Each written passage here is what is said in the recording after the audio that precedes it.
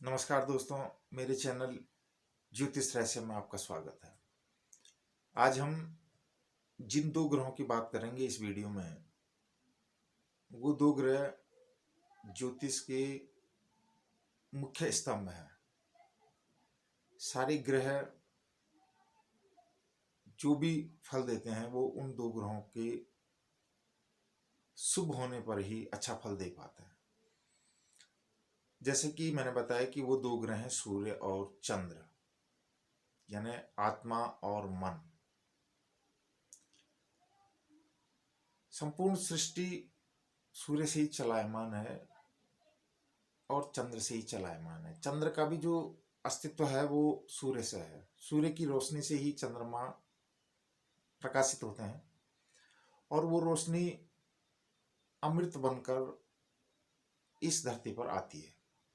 दोनों जागृत देव हैं, दर्शन देते हैं। चंद्रमा पूर्ण 16 कला संपन्न जब पूर्णिमा की रात्रि में होते हैं तो वो अपना पूरा प्रभाव इस धरती पर डालते हैं। ज्वार भाटा आते हैं, क्योंकि जो जल है, जो धरती है, धरती में अधिकतम जल है वो चंद्रमा के प्रभाव में आता है। और जो शरीर में भी अधिकतम जो जल है 70% के आसपास, वो भी सब चंद्रमा के अधीन आता है। और वो जल अगर दूषित हो जाए, चाहे धरती पे हो या शरीर पे हो, तो दोनों की स्थिति अच्छी नहीं हो सकती। सूर्य आत्मा है, पिता है, शासन है, और किसी भी क्षेत्र में जो सफलता है वो सूर्य है। पूरी तरह जो कर्म फल है, यानी जो कर्म किया जाता है उसके उतना ही उसका फल मिले, वो तभी संभव है जब सूर्य की स्थिति अच्छी है। और चंद्रमा मन है। जब तक चंद्रमा की स्थिति अच्छी नहीं होगी, जब तक चंद्रमा क्षीण बली होंगे, क्योंकि क्षीण बली यानी चंद्रमा का बल देखा जाता है पक्ष के हिसाब से। शुक्ल पक्ष में जो बढ़ता हुआ चंद्र है उसे शुभ ग्रह कहते हैं, और वही चंद्रमा जब घट जाता है शुक्ल पक्ष की पंचमी तिथि तक चंद्रमा क्षीण होते हैं, तो वहां तक जो उस दौरान का जो चंद्रमा है वो बहुत कमजोर होता है। और कहीं अगर उस पर राहु की दृष्टि या वो राहु के नक्षत्र में हो तो ये स्थिति और खराब हो जाती है। यानी चंद्रमा अगर अच्छा नहीं है तो मन अच्छा नहीं है, और मन अच्छा नहीं है तो किसी प्रकार के काम में पूरी तरह सफलता नहीं हो सकती। किसी भी काम में 100% अगर नहीं दिया जाएगा तो वो काम सफल नहीं हो सकता। तो ये दोनों ग्रह के इर्द गिर्द ही बाकी के ग्रह अपना काम करते हैं। सारे ग्रह सूर्य का ही चक्कर लगाते हैं। और जन्म कुंडली में 3 प्रमुख लग्न होते हैं: लग्न, चंद्र लग्न और सूर्य लग्न।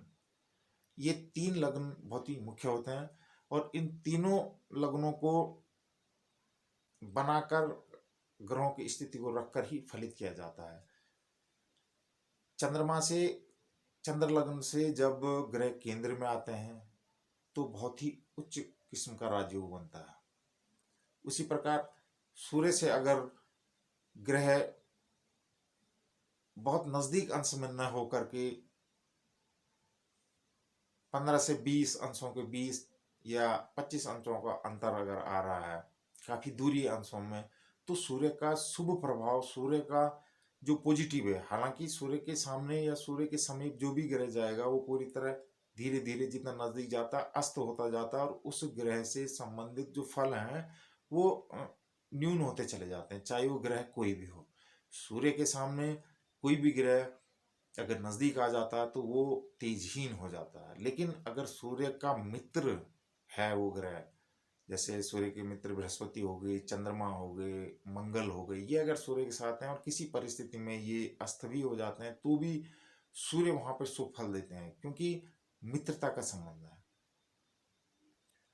बाकी सूर्य और चंद्रमा को राजा और रानी भी कहा गया है ब्रह्मांड में।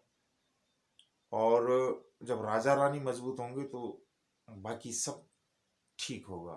सूर्य दाहिनी आंख के कारक हैं और चंद्रमा बाईं आंख के कारक हैं।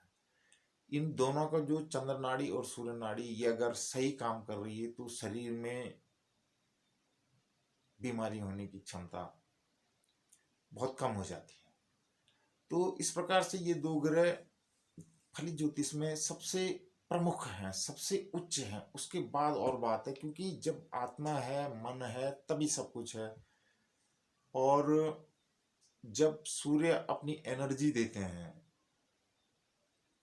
तभी ये ग्रह मंडल जो अपना काम कर सकता है, इन्हें तभी एनर्जी मिलती है, क्योंकि सूर्य आत्मा है, सबकी आत्मा है। जब सूर्य ही नहीं होगा, अगर एक दिन सूर्य न निकले तो धरती खत्म हो जाएगी और ग्रह कुछ नहीं कर पाएंगे। तो इसीलिए सूर्य को आत्मा कहा, क्योंकि जब सूर्य है तब सब कुछ है, तभी मन है। सूर्य का प्रकाश जब चंद्रमा पड़ रहा है तब वो प्रकाशमान है, और तब जो पूर्णिमासी की जो चंद्रमा की जो रोशनी है वो धरती पर जितने भी फलदार वृक्ष हैं, जितनी भी जड़ी बूटियां, उनमें जो रस है वो उसके माध्यम से आता है। तो ये सब सूर्य से शुरुआत है।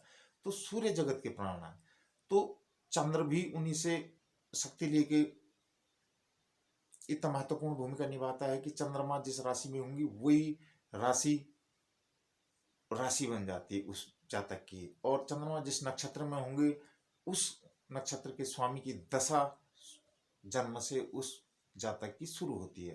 तो दोनों का बहुत ज्यादा महत्व है, और दोनों का कुंडली में शुभ होना भी बहुत जरूरी है, क्योंकि अगर ये दोनों शुभ नहीं है, इन दोनों के जो सबसे बड़े जो दुश्मन है वो कहीं ना कहीं शनि, राहु और शुक्र हैं। अगर ये इन तीनों के प्रभाव में आ रखे हैं, या इन तीनों की लग्न और राशि हैं, और वहां पर ये कमजोर होकर बैठे हुए हैं, तो बाकी के ग्रह भी सुफल देने में पूर्ण सक्षम नहीं हो पाते हैं। क्योंकि ये दोनों बहुत ही आवश्यक हैं कि जन्मपत्रिका में शुभ हो, चाहे कोई भी लग्न हो, कोई भी राशि हो, लेकिन इन दोनों का जो कारकत्व है वो बहुत ज्यादा, इनके बिना जीवन संभव नहीं है।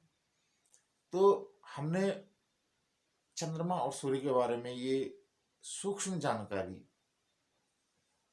प्राप्त की है।